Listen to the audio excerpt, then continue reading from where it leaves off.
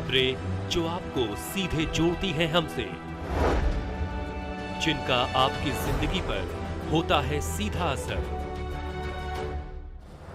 खबरों की वही तस्वीर, बिना बदले बिना डरे, जज्बा सच का लिए, सच दिखाते हैं हम। नेशन भारतवर्ष, आपके जरूरत की खबर। नमस्कार, नेशन भारत वर्ष में आपका स्वागत है और मैं हूं आपके साथ मानवी ठाकुर। शुरुआत करते हैं आज की बड़ी खबरों के साथ। कन्फेडरेशन ऑफ इंडिया ट्रेडर्स की प्रदेश और पटना महिला विंग द्वारा नारी गौरव सम्मान समारोह का आयोजन रोटरी भवन में किया गया। महिलाओं को प्रतीक चिन्ह और अंगवस्त्र देकर सम्मानित किया गया। कार्यक्रम का उद्घाटन विधानसभा अध्यक्ष नंदकिशोर यादव ने किया। मुख्य अतिथि पूर्व मंत्री अशोक चौधरी और जदयू के वरिष्ठ नेता अशोक कुमार वर्मा थे। स्वागत भाषण प्रदेश महिला अध्यक्ष रुचि अरोड़ा ने दिया। इस अवसर पर मुख्य अतिथि नंदकिशोर यादव ने कहा कि मुख्यमंत्री नीतीश कुमार ने 50% आरक्षण देकर महिलाओं का सम्मान बढ़ाया है।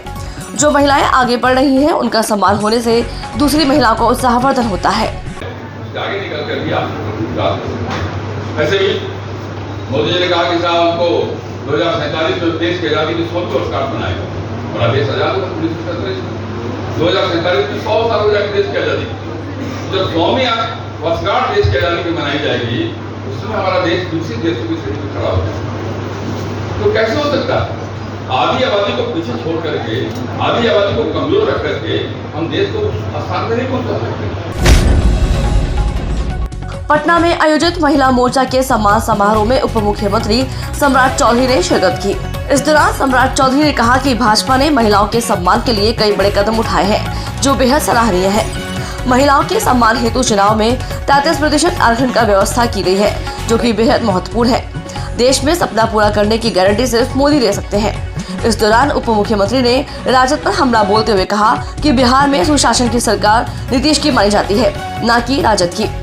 नीतीश कुमार का राजद के साथ जाने से बिहार में गुंडों का राज हो गया था, मगर अब कानून बनाकर उन गुंडों को बिहार से बाहर करना है और बिहार में हर जगह सीसीटीवी कैमरा लगेगा। कोरोना काल आया साथियों, तो हमारी बहनें चिंतित हो गई कि खाना कहाँ से आए। गरीब बहनें चिंतित हो गई, लेकिन उनको पता था कि देश में हमारा भाई देश का प्रधानमंत्री मोदी है, सबको 5-5 किलो अनाज देने का काम। और आपको प्रधानमंत्री जी ने साफ तौर पर कहा, और आदरणीय नीतीश कुमार जी का भी बिहार में सहयोग मिला। सरकार के नए मुख्य सचिव ब्रजेश मेहरोत्रा ने चार्ज संभाल लिया है। बिहार सरकार की तरफ से 1989 बैच के भारतीय प्रशासनिक सेवा के अधिकारी ब्रजेश मेहरोत्रा को मुख्य सचिवालय के मुख्य सचिव कार्यालय में आमिर सुबहानी ने उन्हें नई जिम्मेवारी सौंपी। बिहार सरकार के मुख्य सचिव आमिर सुबहानी ने VRS लिया है। वे अप्रैल में रिटायर्ड होने वाले थे। मुख्यमंत्री नीतीश कुमार ने उनके आवेदन पर अपनी मंजूरी दी है। आमिर सुबहानी को विद्युत विनियामक आयोग का अध्यक्ष की जिम्मेवारी दी गई है। बिहार के नए मुख्य सचिव बने ब्रजेश मेहरोत्रा 1989 बैच के IAS अधिकारी हैं। वे राजस्व एवं भूमि सुधार विभाग और अपर मुख्य सचिव के साथ साथ मुख्य जांच आयुक्त सामान्य प्रशासन विभाग के ACS की भी जिम्मेदारी संभाल रहे थे। मुख्य सचिव बनने के बाद ब्रजेश मेहरोत्रा ने कहा कि सबसे बड़ी चुनौती लोकसभा चुनाव को अच्छे ढंग से संपन्न कराना है और बिहार के विकास को लेकर जो काम हो रहा है उसे आगे बढ़ाना भी एक बड़ी चुनौती है। RJD सुप्रीमो लालू प्रसाद यादव की ओर से परिवारवाद और PM मोदी पर की गई टिप्पणी को लेकर सियासी माहौल गर्म है। केंद्रीय मंत्री गिरिराज सिंह ने लालू यादव पर हमला करते हुए बड़ा बयान दिया है। गिरिराज सिंह ने कहा है कि भगवान ना करे कि लालू यादव के जैसा परिवारवाद हो। गिरिराज सिंह पत्रकारों से बात कर रहे थे।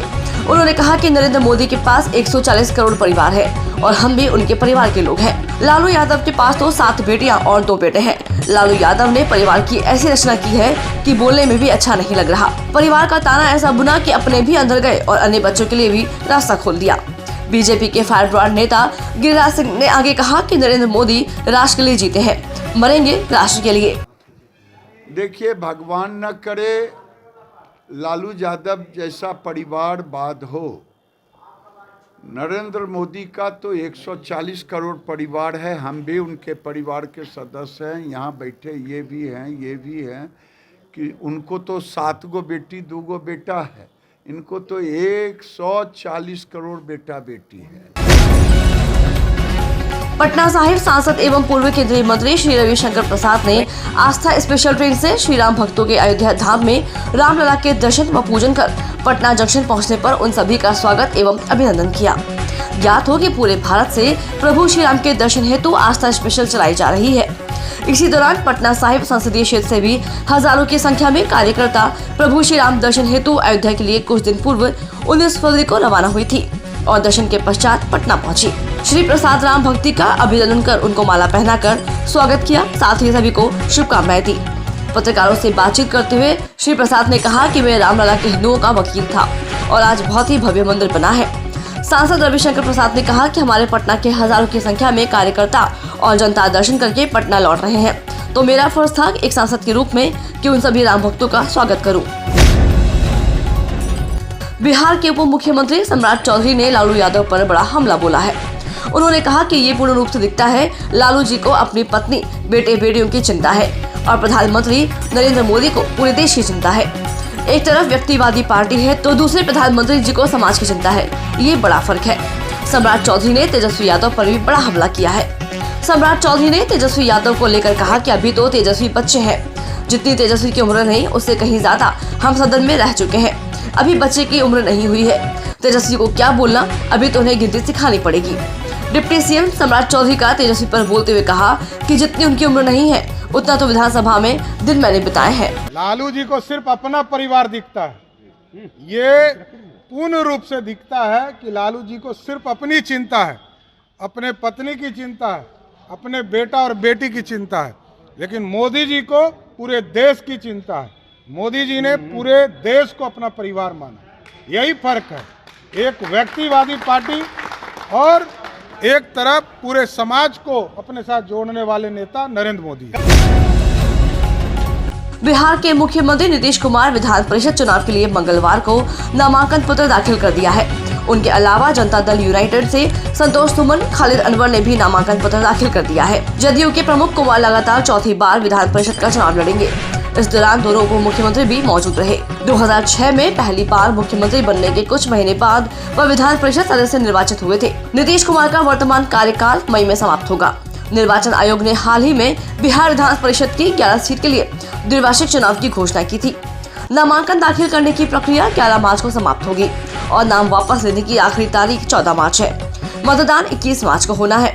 जदयू प्रदेश अध्यक्ष उमेश कुशवाहा ने कहा कि नीतीश कुमार, खलील अनवर को पार्टी ने अपना उम्मीदवार बनाया है। उन्होंने कहा कि तेजस्वी यादव का बयान विश्वास रैली में बिल्कुल बचकाना था और उनकी पार्टी का पतन हो जाएगा। पार्टी ने पार्टी के सर्वमान्य नेता, पार्टी के राष्ट्रीय अध्यक्ष, बिहार के यशस्वी मुख्यमंत्री श्री नीतीश कुमार जी को और पार्टी के नेता मोहम्मद खालिद अनवर जी को विधान परिषद का उम्मीदवार तय किया है, अधिकृत किया है और मैं उनको ढेर सारी इस अवसर पर शुभकामना व्यक्त करता हूं, बहुत बहुत उन्हें बधाई देता हूं। अब जस्ट वो हमारे दोनों नेता नामांकन पत्र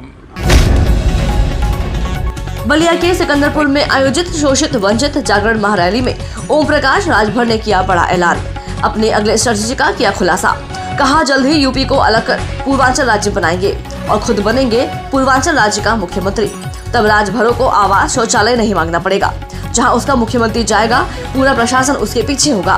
तब वह पूछेंगे आवास क्यों नहीं बना और शौचालय क्यों नहीं बना। थोड़ी सी और ताकत दे दो, पूर्वांचल राज्य बनाकर राजभरों की सरकार बना दूंगा। उस पर अंदर खाने का काम कर रहा हूँ। हर शिक्षा के लिए लड़ रहे और घबराओ नहीं। मैं अपने उन साथियों से कहना चाहता हूँ, अब मुझे देने का टाइम आ रहा है। आपको थोड़ी सी और ताकत लगाओ, कल पूर्वांचल राज्य अलग करा के तेरी सरकार बना के तुझे देने जा रहा है। अभी आपको पता नहीं। पूर्व मंत्री अशोक चौधरी ने कहा है कि किसी पर जातिगत टिप्पणी नहीं करनी चाहिए। उन्होंने कहा कि जब लोग साथ रहते हैं तो नीतीश कुमार का चालीसा पढ़ते हैं और जैसे ही जाते हैं तो नीतीश कुमार पर व्यक्तिगत टिप्पणी करना शुरू कर देते हैं। लालू प्रसाद यादव पीयूष बयान पर इसमें लालू प्रसाद यादव ने कहा था कि उनका दिमाग खराब हो गया है।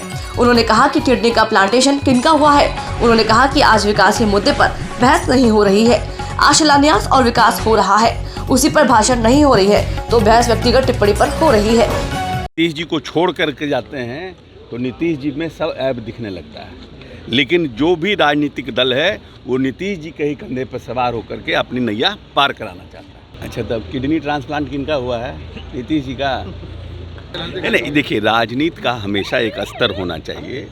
राजनीति का स्तर हम वैचारिक रूप से किसी से अलग हो सकते हैं। लोकसभा चुनाव के लिए भारतीय जनता पार्टी ने राजनांदगांव लोकसभा क्षेत्र 6 के लोकसभा उम्मीदवार संतोष पांडे घोषित किए गए हैं। संतोष पांडे मौजूदा समय में सांसद हैं, जिन पर पार्टी ने दोबारा भरोसा जताया और अपना उम्मीदवार बनाया। सांसद संतोष पांडे आज अपने लोकसभा क्षेत्र के धर्मनगरी डोंगरगढ़ पहुंचे, जहां विश्वविख्यात माता बमलेश्वरी देवी की पूजा अर्चना की।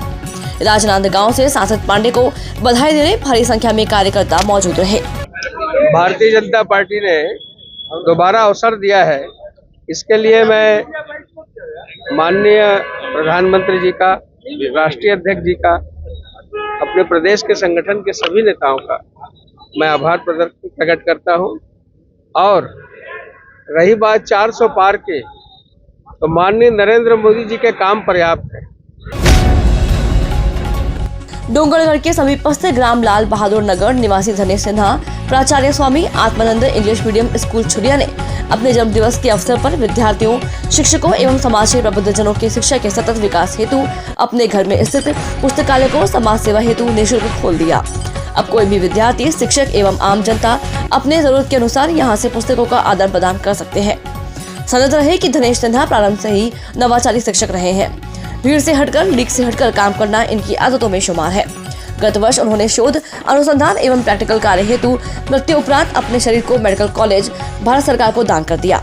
इस वर्ष उन्होंने समाज को निःशुल्क पुस्तकालय का दान दिया। साथ ही साथ शिक्षा जगत में निस्वार्थ भाव से अनवरत कार्य करने वाले शिक्षकों का सम्मान भी किया। जी, यहाँ पर विभिन्न तरह की पुस्तकें हैं।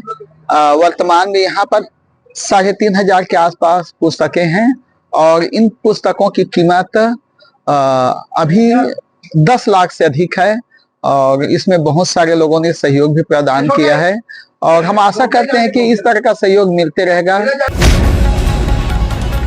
बांसडीह रोड थाना क्षेत्र के तिवारी बरहटार गांव में बीती रात आई बारात में देर रात्रि डीजे पर डांस को लेकर के घराती एवं बाराती में जमकर मारपीट हो गई, जिसमें चाचा भतीजा समेत आधे दर्जन लोग जख्मी हो गए। सूचना मिलते ही बांसडीह रोड पुलिस मौके पर पहुंच गई। उधर घरातियों ने पुलिस महकमे के सामने ही दर्जन भर गाड़ियों को क्षतिग्रस्त कर दिया। आसपास के लोगों ने घायल लोगों को जिला अस्पताल पहुंचाया, जहां उनका उपचार कर छोड़ दिया गया। श्री रामलला दर्शन योजना के तहत आज 850 श्रद्धालु छत्तीसगढ़ के रायपुर राजधानी रेलवे स्टेशन से मुख्यमंत्री विष्णुदेव साय ने हरी झंडी दिखाकर ट्रेन को रवाना किया। सज धज कर अयोध्या स्पेशल ट्रेन छत्तीसगढ़ से रवाना हुई, जिसे लेकर के मुख्यमंत्री ने कहा, यह तो बस शुरुआत है, आगे बिलासपुर से, सरगुजा से, हर संभाग से ट्रेन अयोध्या पहुंचेगी और छत्तीसगढ़ के श्रद्धालुओं को श्री राम मंदिर के दर्शन करने अयोध्या पहुंच जाएगी। इसके साथ साथ मुख्यमंत्री के साथ मंत्रियों के राम मंदिर के दर्शन को लेकर कहा, जल्द ही सभी कैबिनेट के मंत्री भी दर्शन करने जाएंगे।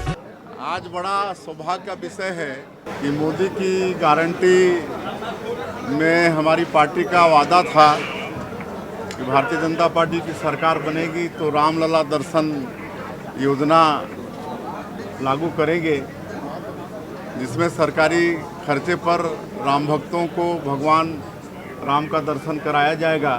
और आज मुझे बताते हुए खुशी हो रही है कि रामलला दर्शन योजना का शुभारंभ आज से हो रहा है। आज रायपुर राजधानी में क्लाइमेटिक चेंज कॉन्क्लेव की शुरुआत हुई। 2 दिवस के लिए यह कार्यक्रम आयोजित किया गया है। राजधानी रायपुर के सयाजी होटल में यह कॉन्क्लेव हो रहा है, जिसमें आज मुख्यमंत्री भी शामिल हुए। सीएम साय बोले, छत्तीसगढ़ के सामने भी जलवायु परिवर्तन की चुनौती, रायपुर में क्लाइमेट चेंज कॉन्क्लेव की शुरुआत की। कहा, संतुलन बना रहे हैं, ये सबकी जवाबदारी। रायपुर में वन और जलवायु परिवर्तन विभाग की ओर से 2 दिनी छत्तीसगढ़ क्लाइमेट चेंज कॉन्क्लेव का आयोजन किया गया है। कार्यक्रम की शुरुआत मुख्यमंत्री विष्णुदेव साय ने की। इस दौरान मुख्यमंत्री ने कहा कि जलवायु परिवर्तन की चुनौतियों से निपटने में प्रदेश की भूमिका और भविष्य की कार्य योजनाओं के लिए यह कार्यशाला बहुत उपयोगी साबित होगी। ये चिंता का विषय भी है, लेकिन मैं समझता हूँ किस तरह से प्रयास करेंगे तो जरूर हम लोग उसमें सफल होंगे। हमारे मंत्री जी कुछ देरी तक आप लोग के बीच में रहेंगे, बाद में उनको भी हमारे साथ बस्तर के दौरे में जाना है और मैं ज़्यादा नहीं कहते हुए ये कॉन्क्लेव सफल हो और इसका सार्थक परिणाम हमारे छत्तीसगढ़ को, हमारे देश को मिले। बीजेपी द्वारा पूरे देश में चलाए जा रहे मोदी का परिवार कैंपेन को लेकर तेजस्वी यादव ने कविता के जरिए तीखा तंज किया है। तेजस्वी ने कहा कि 80 करोड़ गरीबी से करते हैं हाहाकार, 100 करोड़ बेरोजगार, 120 करोड़ महंगाई से लाचार, दुखी सब परिवार, फिर भी कहते हैं सब उनके परिवार। तेजस्वी ने कहा कि मुद्दे की बात होनी चाहिए। पिछली बार चौकीदार हो गए थे और अब परिवार हो गए हैं, इससे काम नहीं चलने वाला है। आपको बताना होगा कि आपने कितने लोगों को नौकरी और रोजगार दिया है, आपने कितने कारखाने खोले, आपने महंगाई कम की या नहीं की, आपने पलायन रोका या नहीं रोका, आपने बिहार के लिए क्या दिया, देश से कितनी गरीबी हटाने का काम केंद्र सरकार ने किया। उनको इन मुद्दों पर लोगों से बात करनी चाहिए। हम लोगों ने 17 महीने में लोगों के हाथ में कलम दिया और वही बीजेपी के लोग केवल नफरत बांटने का काम कर रहे हैं, तलवार बांटने का काम कर रहे हैं। अभी भी बड़ा सवाल उठता है कि भाई कैबिनेट का विस्तार क्यों नहीं हो रहा, आखिर क्या वजह है। इतने महीने 1.5 महीना होने जा रहा है और अब तक जो है विस्तार नहीं हुआ, ना ही कोई होने की कोई सूचना किसी को है। दिन भर की बड़ी खबरों में फिलहाल बस इतना ही। आप बने रहिए नेशन भारतवर्ष के साथ, देखते रहिए देश दुनिया की खास खबरें। नमस्कार।